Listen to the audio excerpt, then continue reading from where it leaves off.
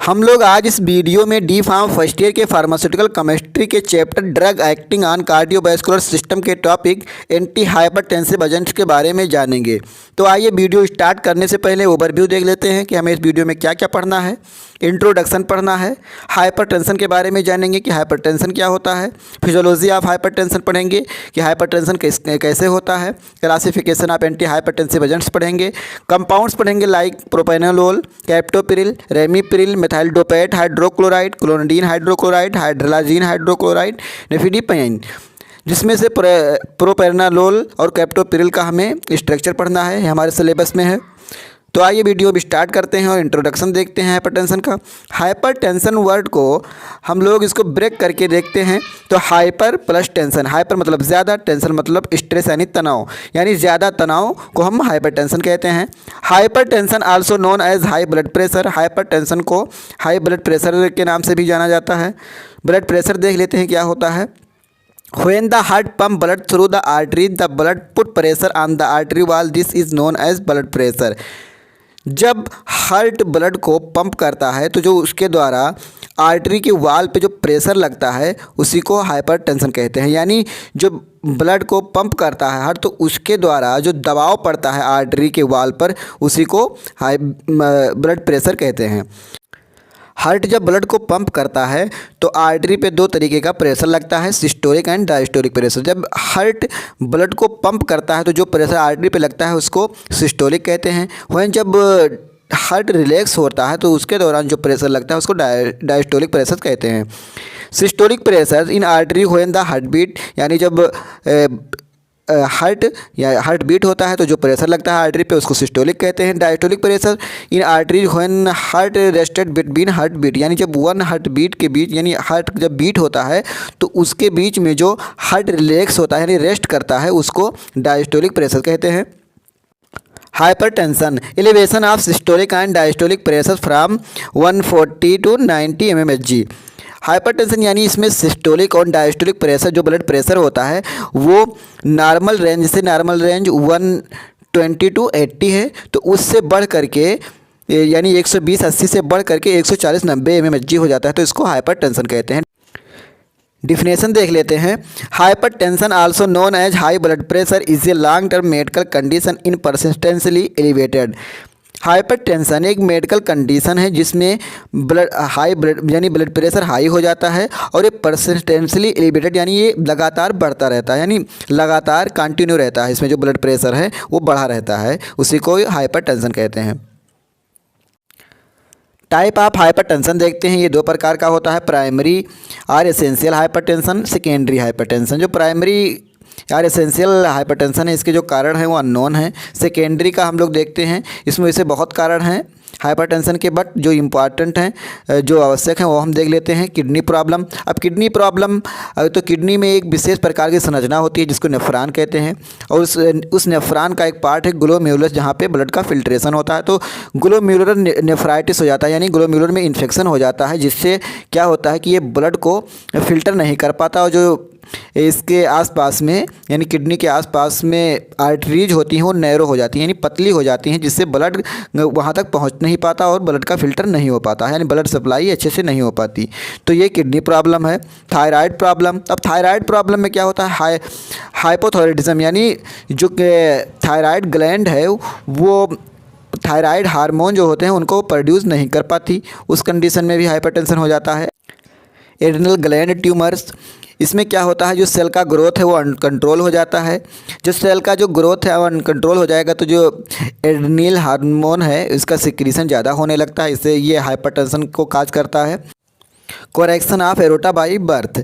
इसमें क्या होता है कि जो एरोटा होता है उसके बीच में कहीं सिकुड़न आ जाती है, वो नैरो हो जाता है जिससे जो उसका डायामीटर है वो कम हो जाता है और ब्लड जो पंप होता है जब वो जो उसका मतलब डायामीटर है वो कम हो जाएगा तो जब ब्लड पंप होगा तो वो ज़्यादा प्रेशर से पंप होगा तो इसको ये बाई बर्थ होता है तो इसके कारण भी हाइपरटेंशन काज होता है। रिस्क फैक्टर ऑफ हाइपरटेंशन देखते हैं। इसमें सबसे पहला हम देखते हैं एज। अगर हमारी उम्र 65 से ज़्यादा है तो इसमें हाइपरटेंशन होने के ज़्यादा चांसेस होते हैं। Risk increase with age 65 years. लेकिन जो हाइपरटेंशन है ये पुरुषों में महिलाओं की अपेक्षा ज़्यादा होता है। ये ऐसा नहीं कि महिलाओं में नहीं होता है लेकिन पुरुषों की अपेक्षा कम होता है। डाइट, दूसरा डाइट देखते हैं। अगर हाई साल्ट, अगर हम लोग अगर साल्ट का कंजम्पशन ज़्यादा कर रहे हैं तो उससे भी बीपी बढ़ सकती है, हाइपरटेंशन बढ़ सकता है। ऑयली फूड यानी फ़ैट ज़्यादा ले रहे हैं तो ये क्या, फ़ैट ज़्यादा लेने से क्या होगा कि ये ब्लड कैपिलरी में जा करके जम जाता है, जिससे जो ब्लड कैपिलरी हैं वो नैरो हो जाती हैं और ब्लड प्रेशर के साथ में फ़्लो करता है। इसमें भी हाइपरटेंशन होने के ज़्यादा चांसेस रहते हैं अगर हम फैटी फूड खा ले रहे हैं तो। फैमिली हिस्ट्री यानी जेनेटिक, ये जेनेटिक होता है। अगर किसी के पुरखों में था तो फिर उसको होने के हाइपरटेंशन के रिस्क होते हैं कि उसको भी हो सकता है हाइपरटेंशन। इसमें कोई दूसरी राय नहीं है, इसमें जेनेटिक होता है, ये हो सकता है। टम्बैको स्मोकिंग यानी कोई तंबाकू का सेवन कर रहा है या स्मोकिंग कर रहा है तो उसमें भी हाइपरटेंशन बढ़ने के चांसेस रहते हैं। अल्कोहल कंजप्शन, कोई अल्कोहल का कंजप्शन कर रहा है तो वो भी हाइपरटेंशन का एक रिस्क फैक्टर होता है। स्ट्रेस कंडीशन, हाइपरटेंशन का ये सबसे डेंजर कंडीशन होता है। इसमें क्या होता है कि कोई एग्ज़ाम को लेकर के, कोई अपने काम को लेकर, कोई जॉब को लेकर, कोई किसी फैमिली को लेकर के वो तनाव से होता है, यानी वो टेंशन में होता है। तो ये हाइपरटेंशन का ये बहुत बड़ा डेंजरस यानी बहुत रिस्की फैक्टर्स होता है। ड्रग्स यानी जैसे कोकीन, मॉर्फिन यानी जो नशीले ड्रग्स हैं उनको अगर सेवन कर रहे हैं तो इसके चांसेस हैं हाइपरटेंशन बढ़ाने के। प्रेगनेंसी के दौरान हाइपरटेंशन बढ़ जाता है, ये एक रिस्की फैक्टर है। अगर कोई कंट्रासेप्टिव पिल्स ले रहा है तो ये भी हाइपरटेंशन बढ़ाने का एक रिस्की फैक्टर्स है। क्लासिफिकेशन ऑफ ब्लड प्रेशर देख लेते हैं। अगर नॉर्मल, ये सिस्टोलिक और डायस्टोलिक इधर है।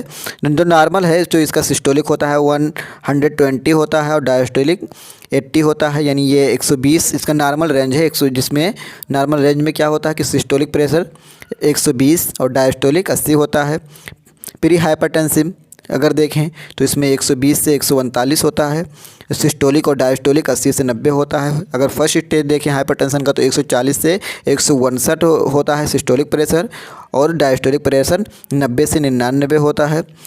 और स्टेज सेकेंड देखें हाइपरटेंशन का तो इसमें जो ब्लड प्रेशर होता है वो 160 से ज़्यादा होता है, यानी मोर देन 160। और जो डायस्टोलिक प्रेशर होता है वो मोर देन 100 होता है mmHg। पैथोफिजियोलॉजी देखते हैं हाइपरटेंशन का। जब बीपी कम होती है यानी बीपी गिरती है, ब्लड प्रेशर कम होता है तो किडनी जस्ट्रामेलुलर सेल से रेनिन एंजाइम को सिक्रीट करती है। और इधर क्या होता है कि लीवर में एक एंजाइम होता है एंजियोटेंसिनोजन, जो कि प्लाज्मा में सर्कुलेट होता रहता है, इसको ये लीवर सिक्रीट करता है। फिर रेनिन एंजियोटेंसिनोजन को एंजियोटेंसिन 1 में कन्वर्ट कर देता है। फिर एंजियोटेंसिन 1 को एक एंजाइम होता है कि जो कि लंग से सिक्रीट होता है, एंजियोटेंसिन कन्वर्टिंग एंजाइम ये एंजियोटेंसिन 1 पे कन्वर्ट करके इसको एंजियोटेंसिन 2 में कन्वर्ट कर देती है। फिर एंजियोटेंसिन 2 क्या करेगा, ये बहुत सारे रोल प्ले करता है। एंजियोटेंसिन 2 ये बहुत सारे रोल प्ले करता है ब्लड प्रेशर को इंक्रीज़ करने में। ये डायरेक्टली एक्ट करेगा पेरिफेरल पे और क्या करेगा, ये वैसोकंस्ट्रिक्शन करेगा। वैसोकंस्ट्रिक्शन करके ये ब्लड प्रेशर को बढ़ाएगा। और फिर इधर क्या करेगा, ये एंजियोटेंसिन 2 ये एड्रिनल ग्लैंड को स्टिमुलेट कर देगा। वहाँ से क्या होगा, एड्रिनल ग्लैंड से एल्डोस्टेरॉन का सिक्रीशन होता है, तो ये एड्रिनल ग्लैंड को स्टिमुलेट करके एल्डोस्टेरॉन का सिक्रीशन बढ़ा देगा। एल्डोस्टेरॉन क्या करेगा, ये सोडियम के रिटेंशन को इंक्रीज करेगा। जब सोडियम का रिटेंशन इंक्रीज होगा तो साथ साथ में वाटर भी इंक्रीज होगा, वाटर का भी रिटेन होगा। तो जब वाटर और सोडियम रिटेन होंगे तो इससे क्या होगा कि जो ब्लड का वॉल्यूम है वो बढ़ जाएगा। और क्या होगा, ब्लड जब वॉल्यूम बढ़ जाएगा तो जिससे बीपी हाई होगी यानी ब्लड प्रेशर बढ़ेगा और हाइपरटेंशन काज होगा। रास की थ्योरी देखते हैं। The renin angiotensin aldosterone system. The renin angiotensin aldosterone system is a series of reaction design to help regulate blood pressure. RAAS ये एक सीरीज है रिएक्शन की जो कि ब्लड प्रेशर को रेगुलेट करने में हेल्प करती है। When blood pressure fall for systolic to 100 mmHg or lower the kidney release the enzyme renin into the blood stream. जब ब्लड प्रेशर फॉल करता है यानी कम हो जाता है, यानी जो इसका सिस्टोलिक प्रेशर है ब्लड प्रेशर का वो 100 mmHg से भी कम हो जाता है तो किडनी एक एंजाइम को रिलीज करती है ब्लड स्ट्रीम में, जिसको रेनिन कहते हैं। Renin split angiotensin a large protein that circulate in the blood stream into pieces. Renin क्या करता है, एंजियोटेंसिनोजन को, जो कि एक लार्ज प्रोटीन है, इसको ये तोड़ता है, जिसमें से एक टुकड़े को 1 पीस इज एंजियोटेंसिन 1, उसकी एक पीस को एंजियोटेंसिन 1 कहते हैं। फिर angiotensin 1 which is relatively inactive is slipped into pieces by angiotensin converting enzyme. Angiotensin 1 ये रिलेटिवली इनएक्टिव होता है, फिर ये सी यानी एंजियोटेंसिन कन्वर्टिंग एंजाइम के हेल्प से ये एंजियोटेंसिन 2 में कन्वर्ट हो जाती है। 1 piece angiotensin 2 hormone which is very active, जो कि ये एंजियोटेंसिन 2 होता है, हार्मोन है, ये बहुत एक्टिव होता है। फिर ये क्या करता है, angiotensin 2 also trigger the release of the hormone aldosterone from the adrenal gland and vasopressin and the diuretic hormone from the pituitary gland। Angiotensin 2 ये एड्रेनल ग्लैंड से एल्डोस्टेरॉन हार्मोन को बढ़ाता है, यानी रिलीज करता है, और फिर क्या करता है, वेसोप्रेशन करता है, वेसोप्रेशन करके ये बीपी को बढ़ाता है। Aldosterone and vasopressin cause the kidney to retain sodium salt. Aldosterone और वेसोप्रेशन ये किडनी में क्या करते हैं, ये सोडियम की रिटेंशन को बढ़ा देते हैं। Aldosterone also causes the kidney to excrete potassium, और एल्डोस्टेरॉन ये किडनी से जो पोटेशियम है उसको बाहर निकाल देता है। The increase sodium cause water to be retain, thus increasing blood volume and blood pressure. जब भी पोटेशियम निकल जाएगा, जो सोडियम की रिटेंशन है वो ज़्यादा हो जाएगा, तो जब सोडियम रिटेन होगा तो इसके साथ साथ में वाटर भी रिटेन होगा, जिससे क्या होगा, ब्लड का वॉल्यूम बढ़ जाएगा और बीपी बढ़ जाएगी। Classification of anti hypertensive agents देखते हैं। इसमें फर्स्ट डायूरेटिक देखते हैं। डायूरेटिक ये यूरिन का फॉर्मेशन करता है और ब्लड से waste product, waste material, electrolyte और वाटर को ये यूरेथ्रा के थ्रू बाहर निकालता है। इसमें फर्स्ट है थायाजाइड, इसका एग्जांपल है हाइड्रोक्लोरथायाजाइड, क्लोरथाइलिडोन। लूप डायूरेटिक देखते हैं, furosemide, bumetanide, potassium sparing, spironolactone, amiloride. ACE inhibitor, angiotensin converting enzyme inhibitor, ये क्या करता है कि एंजियोटेंसिन 2 को कन्वर्ट कर देता है, जिससे वो एड्रेनल ग्लैंड को स्टिमुलेट नहीं कर पाता और वैसो कंस्ट्रक्शन नहीं कर पाता, और एल्डोस्टेरॉन का सिक्रेशन ना होने के कारण ये क्या करता है कि हाइपरटेंशन को, यानी ब्लड प्रेशर को ये कम करता है। इसके एग्जांपल है कैप्टोपिरिल, एनालापिरिल, लिंजोपिरिल। एंजियोटेंसिन ब्लॉकर, ये एंजियोटेंसिन को ही ब्लॉक कर देता है। लोसार्टन, क्वेंडिसार्टन। अल्फ़ा एड्रेनर्जिक ब्लॉकर, ये क्या करता है कि अल्फ़ा रिसेप्टर को ब्लॉक कर देता है, और ये अल्फ़ा रिसेप्टर ये क्या होता है कि ब्लड प्रेशर को इंक्रीज़ करने के लिए रिस्पॉन्सिबल होता है। इसके एग्जांपल हैं प्राजिकेन, ट्राजाकिन। बीटा एड्रेनर्जिक ब्लॉकर, ये इसके एग्जांपल हैं प्रोपेनालोल, एटिनोलोल, मेटाप्रेलोल। अल्फ़ा और बीटा ब्लॉकर्स, लेबिटोलोल के एग्जांपल है इसका, अल्फ़ा और बीटा ब्लॉकर्स के। कैल्शियम चैनल ब्लॉकर्स, ये क्या करता है, ये मेडिसिन क्या करती है, कैल्शियम जो चैनल है उसी को ये ब्लॉक कर देते हैं, जिससे कैल्शियम की जो एंट्री है हार्ट और आर्टरी की सेल पर वो इनहिबिट हो जाती है, जिससे क्या करता है कि जो ब्लड वेसल्स हैं वो रिलैक्स हो जाती हैं और बीपी, ब्लड प्रेशर लो हो जाता है। इसका फर्स्ट देखते हैं फिनाइल एल्कलामीन्स, इसका एग्जांपल है बेराम्पिल, बेंजोथाइजोपिन, डिलिटिजाम, डाईहाइड्रोपायरिडीन, निफ्टिफाइन, नाइक्रोडिपिन, इसका एग्जांपल है। वेसोडायलेटर्स, ये क्या करता है कि वेसल्स को डायलेट करके उसका ब्लड प्रेशर कम कर देता है। आर्टियोलर डायलेटर, ये आर्टरी को डायलेट करता है। Hydralazine, minoxidil. Venous dilator, glyceryl trinitrate, both यानी ये आर्टरी और वेन दोनों को डायलेट करता है। सोडियम नाइट्रोपरसाइड। आइए अब कंपाउंड स्टार्ट करते हैं। फर्स्ट कंपाउंड प्रोप्रानिनोल देखते हैं। Propranolol is a non selective beta adrenergic receptor blocker, beta blocker that is widely used for the therapy of hypertension, cardiac arrhythmias, angina pectoris and hyperthyroidism. Propranolol ये non selective beta adrenergic receptor blockers है, जो कि ये hypertension, cardiac arrhythmias, angina pectoris और hyperthyroidism को ठीक करने के लिए यूज किया जाता है। इसका ब्रांड नेम देखते हैं, इंड्रेलल, सिप्लार, डिड्रल, हेमेंजियल इसका ब्रांड नेम है। स्ट्रक्चर देख लीजिए, स्लाइड पे शो हो रहा है। इसका आईपीसी नेम 1 नेप्थोलिन, यल, येलोक्सी 3 प्रोपेन 2 एलामिनो प्रोपेन 2 ऑल इसका आईपीसी नेम है। प्रॉपर्टीज़, इसका मॉलिक्यूलर फार्मूला C16H21NO2 इसका मॉलिक्यूलर फार्मूला है। It is white odourless bitter taste crystalline powder, ये वाइट आर्डरलेस और बिटर टेस्ट का क्रिस्टलाइन पाउडर होता है। It is soluble in water, slightly soluble in chloroform, practically insoluble in ether. ये water में और वाटर में सॉल्युबल है, स्लाइटली सॉल्युबल है क्लोरोफॉर्म में, बट ये प्रैक्टिकली ईथर में इनसॉल्युबल होता है। स्टोरेज देखें, it should be stored in well closed container and protect from light. इसको वेल क्लोज्ड कंटेनर में स्टोर करना चाहिए और लाइट से प्रोटेक्शन प्रोवाइड करना चाहिए। इसका डोसेज फॉर्म की बात करें तो ये टैबलेट और सोल्यूशन के फॉर्म में अवेलेबल होता है। मैकेनिज्म ऑफ एक्शन देखते हैं। The beta adrenergic blocker produce an anti hypertensive effect by the following mechanism. First देखते हैं decreasing in cardiac output by ion action on the heart. ये क्या करता है कि बीटा एड्रेनर्जिक ब्लॉकर क्या करता है, ये कार्डियक आउटपुट जो होता है उसको ये डिक्रीज़ कर देता है, यानी जो ब्लड का फ्लो का स्पीड होता है उसको ये इनहिबिट करके अपना एक्शन शो करता है। Decrease rennin release from the kidney, ये क्या करता है, जो रेनिन किडनी से रिलीज हो रही थी, रेनिन एंजाइम क्या कर रहा था, ये तो एंजियोटेंसिनोजन को ये कन्वर्ट कर देता था एंजियोटेंसिन 1 में। फिर ये क्या होता था कि एंजियोटेंसिनोजन कन्वर्टिंग एंजाइम ये एक्ट करके एंजियोटेंसिन 1 को 2 में कन्वर्ट करता था। फिर उसके बाद में क्या होता था, वैसोकंस्ट्रिक्शन और एल्डोस्टेरॉन का सिक्रीशन। तो ये क्या करेगा कि रेनिन का जो सिक्रीशन था उसी को ये डिक्रीज कर देता है। Central action by reducing sympathetic outflow. The beta adrenergic blocker can be used alone or with other anti hypertensive drugs. जो बीटा एड्रेनर्जिक ब्लॉकर ड्रग्स हैं इनको सिंगल या अदर जो एंटी हाइपरटेंसिव ड्रग्स हैं उनके साथ में दिया जाता है। यूज देख लेते हैं।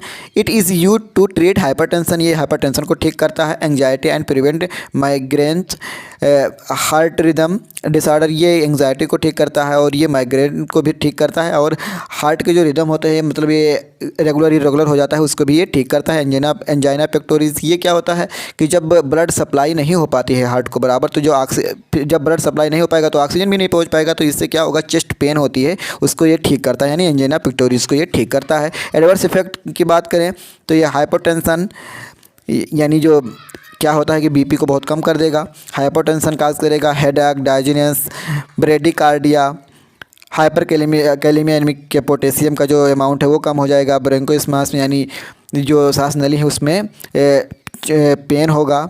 हाइपोग्लाइसेमिया, इसमें जो ग्लाइसेमिया है वो कम कर देगा। ग्लूकोज का लेवल भी कम हो जाएगा।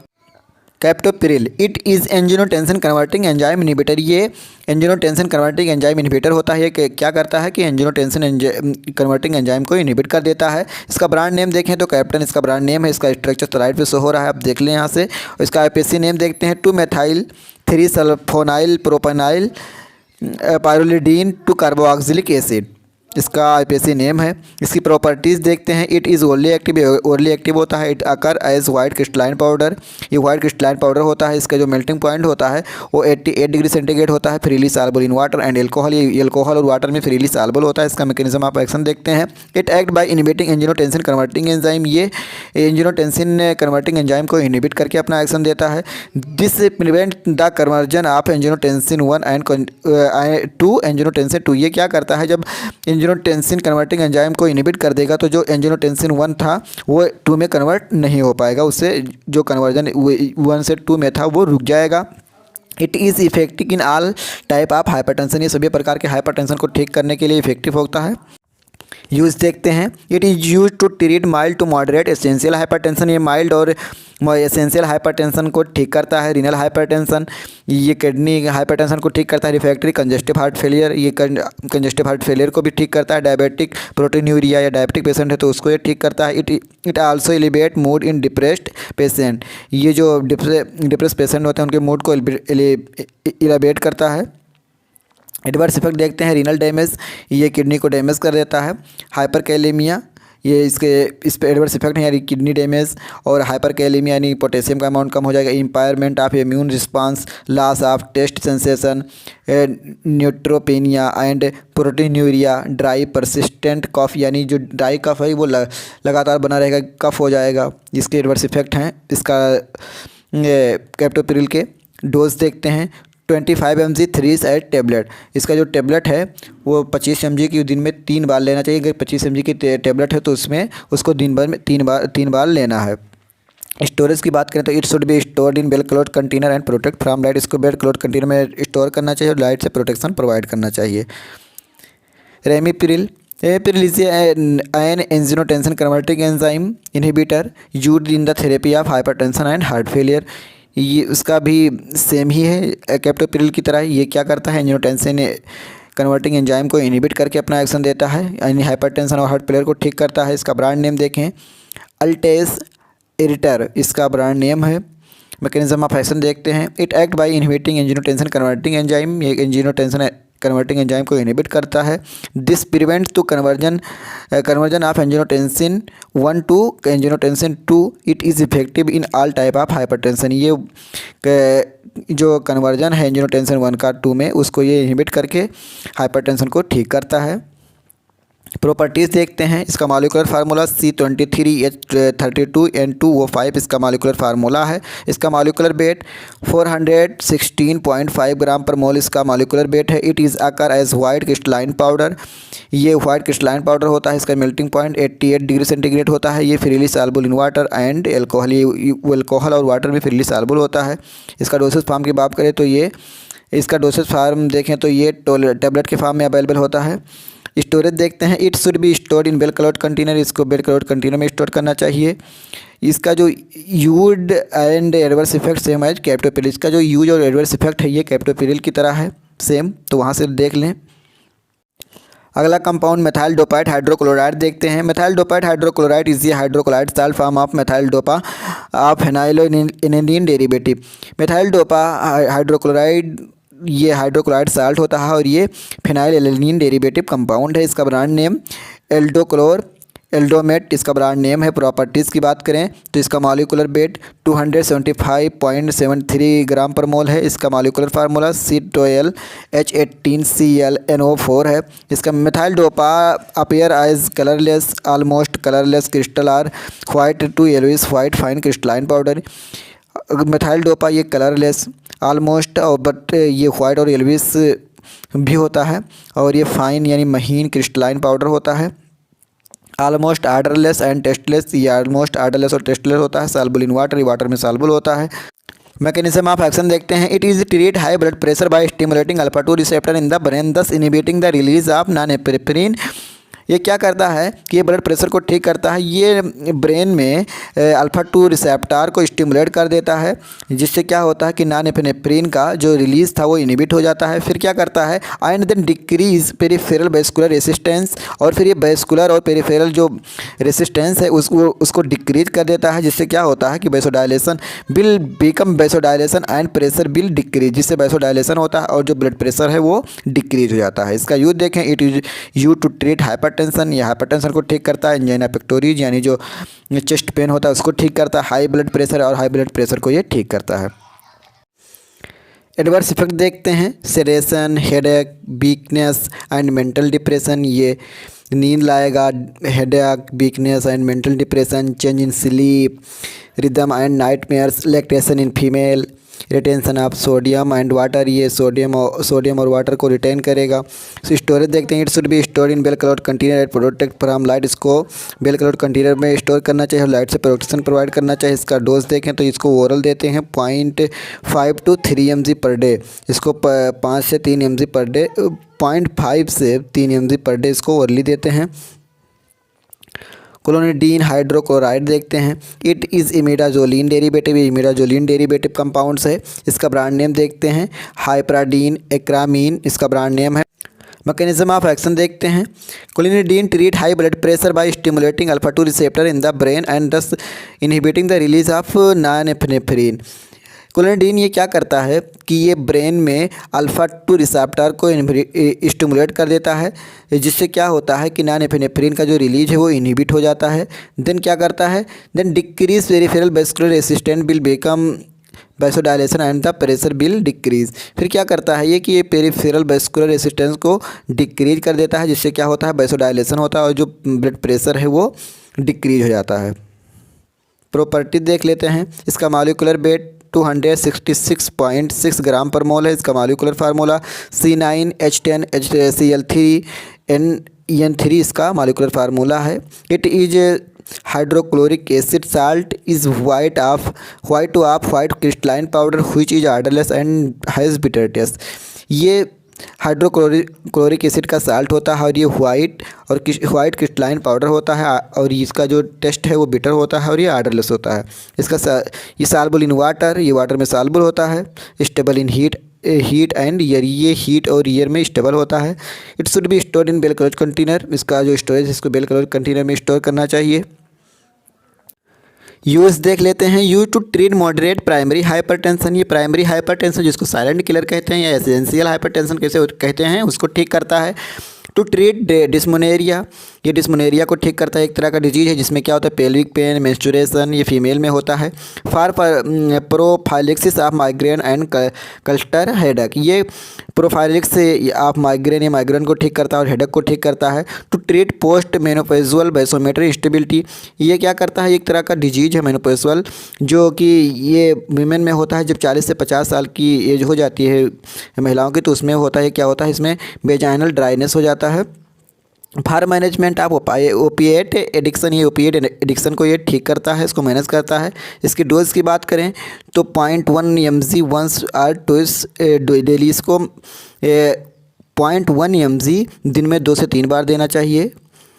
1 से 2 बार देना चाहिए, सॉरी 2 से 3 बार बोल दिए, 1 से 2 बार देनी चाहिए। मैक्सिमम 0.3 mg 3 डेली ओवरली, और मैक्सिमम इसको 0.3 mg दिन में 3 बार ओवरली देना चाहिए। इसका एडवर्स इफेक्ट देखें तो ड्राई माउथ, कॉन्स्टिपेशन, वर्टिगो, यानी इसमें क्या होता है कि रात में कोई देखता है कि उड़ रहे हैं, सपने देखते हैं तो उसको ये वर्टिगो कहते हैं।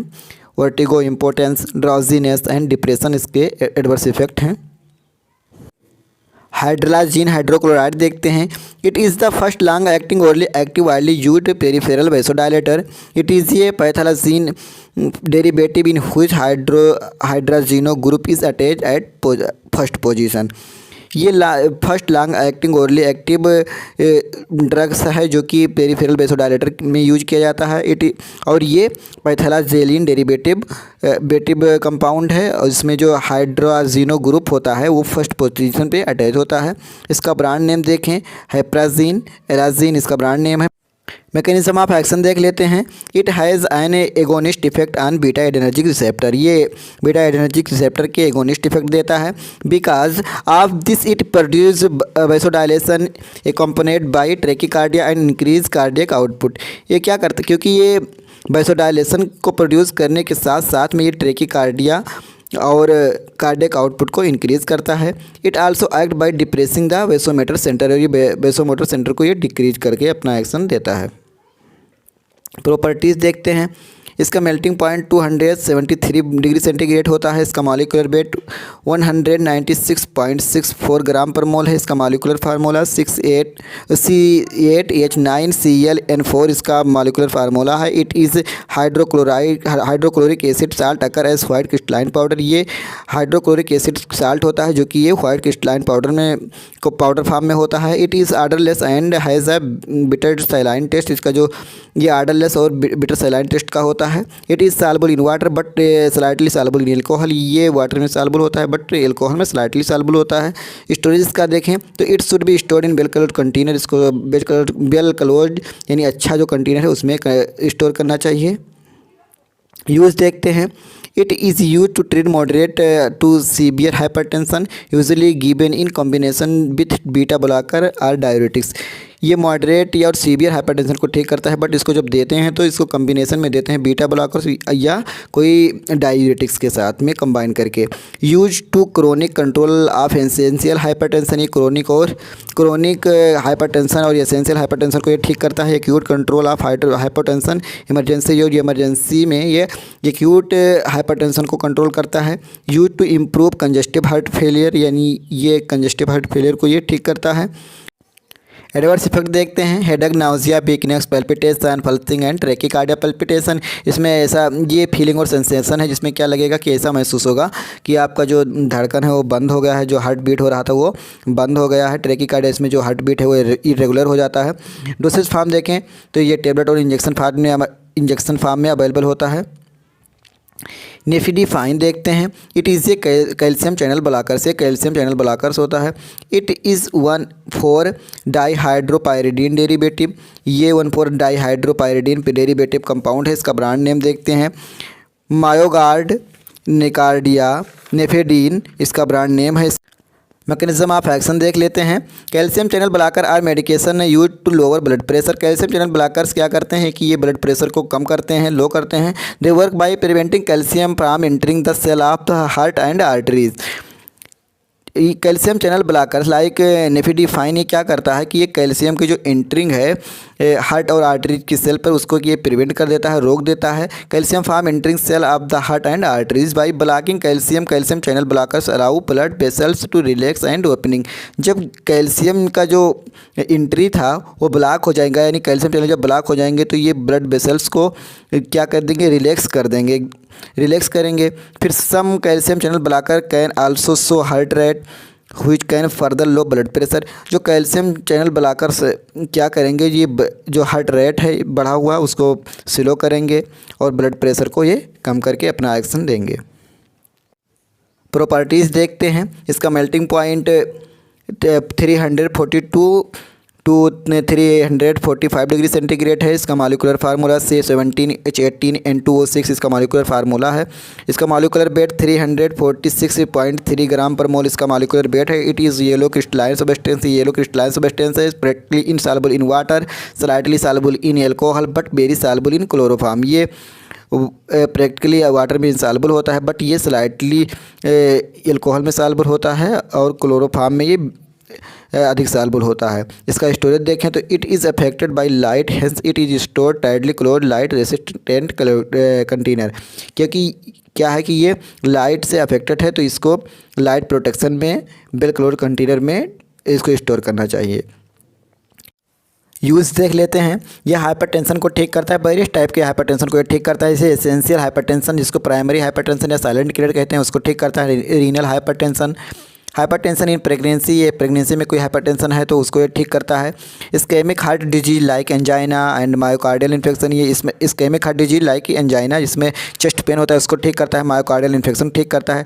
एथेरोस्क्लेरोसिस जिसमें क्या होता है कि जो कोलेस्ट्रॉल है वो आर्टरीज पे जम जाता है, जिससे जो आर्टरी होती है वो नैरो हो जाती हैं, जिससे जो ब्लड है वो प्रेशर के साथ में फ्लो करता है, इसको ये ठीक करता है। रेंडॉल्फ सिंड्रोम एक कंडीशन है जिसमें क्या करता है body num and cool feel करता है, उसको ये ठीक करता है। एडवर्स इफेक्ट देखते हैं। Palpitation, pulsing, ankle oedema, hypotension, headache, drowsiness and nausea इसके एडवर्स इफेक्ट हैं। डोज की बात करें तो ये 5 to 20 mg oral 2 or 3 time daily. इसको 5 से 20 mg दिन में 2 से 3 बार देना चाहिए। इसका डोसेज पाम कैप्सूल है। अब इस वीडियो में इतना ही। अगर वीडियो पसंद आया हो तो वीडियो को लाइक कीजिए। अगर चैनल पर नए हैं तो चैनल को सब्सक्राइब कीजिए।